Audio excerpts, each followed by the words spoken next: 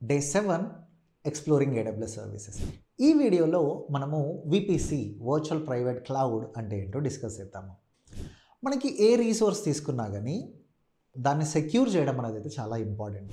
అంటే కొన్ని resource, for example database server ఉంది, are you okay to make it public? కాదు కదా.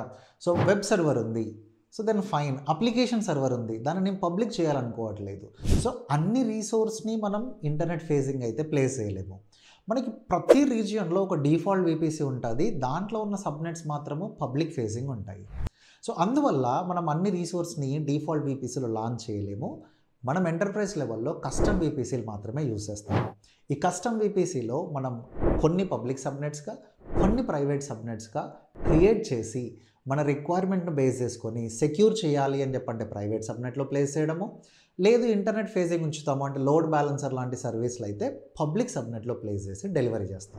లోడ్ బ్యాలెన్సర్ కానివ్వండి, EC2 కానివ్వండి, డేటాబేస్ కానివ్వండి, ఎలాస్టికేష్, రెడిస్ లాంటి ఏ సర్వీస్ తీసుకున్నా కానీ మనకి విపిసి పైనే రన్ అవుతాయి. సో అంటే చాలా సింపుల్గా చెప్పాలి అని చెప్పానంటే విపిసి అంటే ఒక నెట్వర్క్, ఒక సింపుల్గా వర్చువల్ డేటా సెంటర్ మన AWS రీజియన్ లోపల. ఒక విపిసి నుంచి ఇంకో విపిసికి కూడా కమ్యూనికేషన్ ఎనేబుల్ చేయొచ్చు విపిసి పీరింగ్ కాన్సెప్ట్ ద్వారా. చాలా ఎక్కువ విపిసిలు ఉన్నప్పుడు మనం ట్రాన్సిట్ గేట్వే యూజ్ చేసి కూడా మల్టిపుల్ విపిసిస్ మధ్య కమ్యూనికేషన్ ఎనేబుల్ చేయొచ్చు. ఇలాంటి మరెన్నో ఇన్ఫర్మేటివ్ వీడియోల కోసం ఫాలోవర్స్.